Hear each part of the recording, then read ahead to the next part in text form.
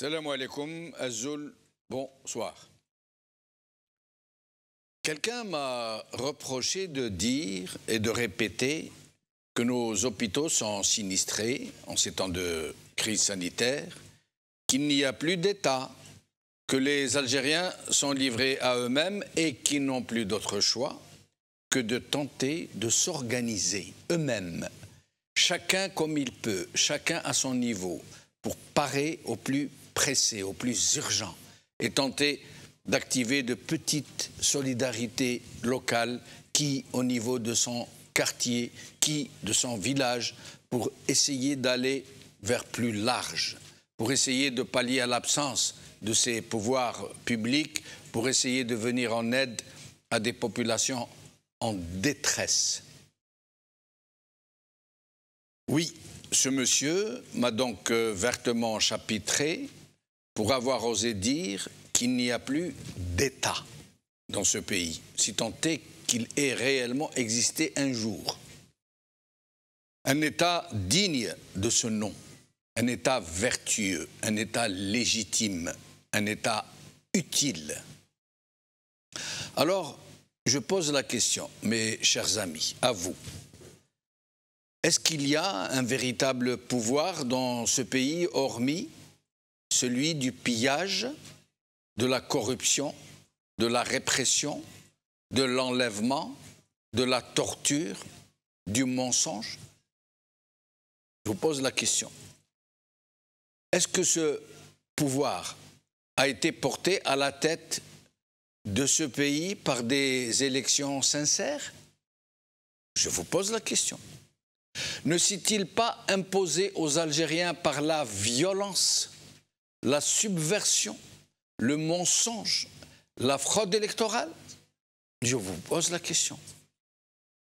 N'a-t-il pas provoqué hécatombe sur hécatombe? N'a-t-il pas enlevé des Algériens? Ne les a-t-il pas torturés, exécutés sans jugement? Ne les a-t-il pas fait condamner à de lourdes peines de prison par une justice aux ordres? N'a-t-il pas dilapidé des fortunes considérables pour anesthésier tout un peuple et pouvoir ainsi l'endormir et pouvoir piller le bien public pour l'investir dans des pays étrangers? N'a-t-il pas fait assassiner des leaders politiques dont le seul crime est de l'avoir dénoncé et de l'avoir contesté? N'a-t-il pas vidé toutes les institutions du pays de toute leur substance supposée? N'a-t-il pas érigé la corruption de masse et la corruption tout court en mode de gestion de tout le pays? N'a-t-il pas ravagé de fond en comble tous les secteurs de la vie nationale? L'école, la santé, l'agriculture, l'industrie, les transports, l'université, l'administration, la justice, la sécurité publique, l'urbanisme, l'écologie, l'hydraulique et tout le reste. N'a-t-il pas éradiqué de nos habitudes le civisme et n'a-t-il pas inséminé en nos cœurs la haine et l'exécration de nos propres compatriotes pour pouvoir enfin nous dominer? N'a-t-il pas transformé nos villes en dépotoirs, nos hôpitaux en mouroirs, nos rues en crachoirs? N'a-t-il pas poussé toute notre jeunesse à tout tenter pour prendre la route amère de l'exil, serait-ce au prix de leur vie, ces jeunes? N'a-t-il pas consacré des sommes même pas imaginables pour l'acquisition d'armements, d'équipements militaires et de dotations en tout genre, juste pour enrichir les chefs de l'armée au moment où des secteurs vitaux, comme les hôpitaux ou les écoles, sont littéralement sinistrés? Je vous pose la question. Je vous pose les questions. Est-ce cela l'État? C'est un État, ça? Un pouvoir qui n'est capable que de faire le mal que de dévaster, que de violenter, que de corrompre, que d'extirper le peu qui nous reste de civique et de vertueux? La personne qui m'a admonesté ne pourrait-elle pas ouvrir un peu les yeux, elle et les millions comme elle, et voir ce qui se passe autour d'elle, juste autour d'elle, ce qui est devenu ce malheureux pays?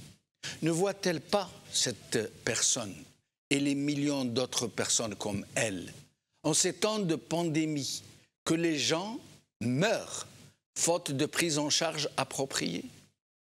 Qu'il y a désormais un marché noir de l'oxygène, un marché noir de l'oxygène, que tous les potentats du régime, tous autant qu'ils sont, tous sans aucune exception, et leurs familles avec eux, ne mettent jamais le pied dans nos hôpitaux, que dis-je, dans nos mouroirs? Ne voit-elle pas cette personne et les millions d'autres personnes avec elle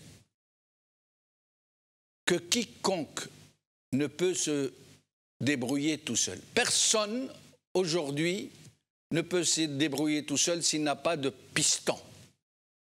Et il n'aura pas d'autre choix que de voir mourir sous ses yeux ses proches sans pouvoir faire quoi que ce soit pour eux.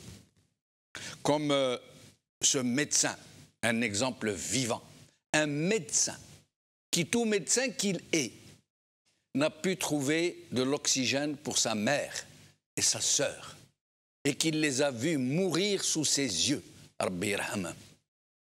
Lui-même avait le Covid et avec 40 degrés de fièvre, il était parti à la recherche de cette denrée rare qu'est l'oxygène, qu'il s'était décidé à acheter à n'importe quel prix.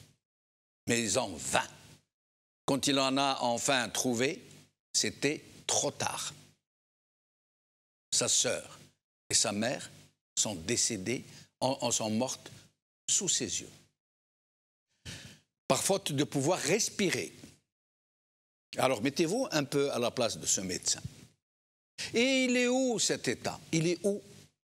Et ils sont où ces grands serviteurs, ces grands commis de l'État? À part grappiller des privilèges et se faire dérouler les tapis rouges.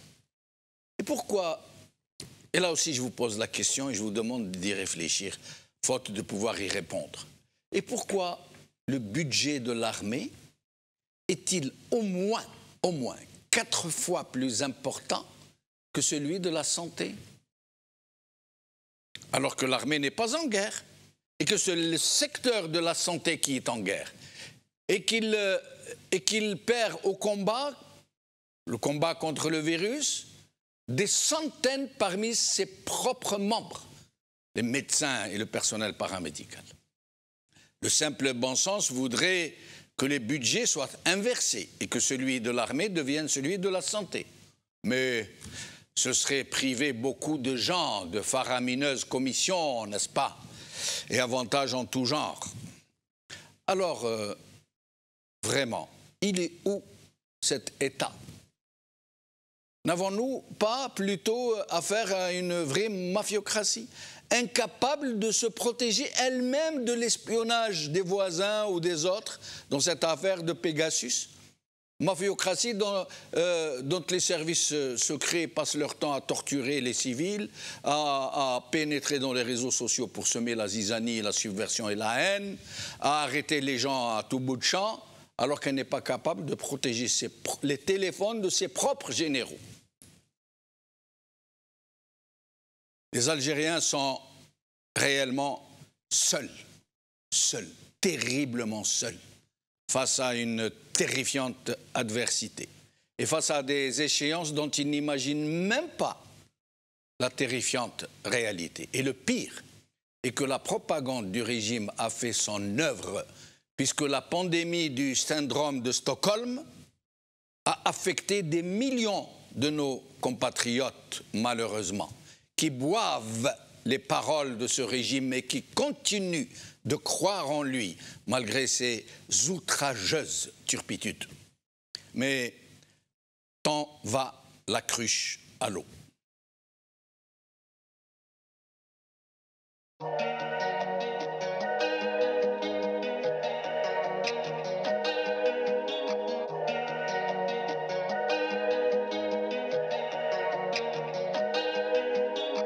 نهار مغيم جاز عليا، حسبت بغداد خلاصت الدنيا، كنت صغيرة وما زلني نية، كي تعلي جامي بكاو عليا، عالبكري عرفت الدنيا فانية فانية، يهنو فيها اللي قلوبهم فاضية، زيت ودربتني موجة عالية عالية، حمامة جابتلي بيضة خاوية، اسمحلي يا قلبي خسار عليا عليا، عمرتك بهموم فاضوا بيا، بريزلام كتبت انا يا برية برية، بكيت وضحكوا عليا البحرية، يا قلبي اللي ضرب في الدنيا برجليهم ولاو، كان غير ما ولاو عمرها راه خلاو، كي تكبر في الغابة تفهم باللي دياب ما ينساو، طفيو الضو يخلوها في الواو، الحجرة الضوب الديب ما يتوب ما يكوفنيش، اللي عطيتو وردة ضربني بالطوب وما رحمنيش، يا البحر يقول للموج ما ينقيسنيش، يعرفني عوامة ما يخوفنيش.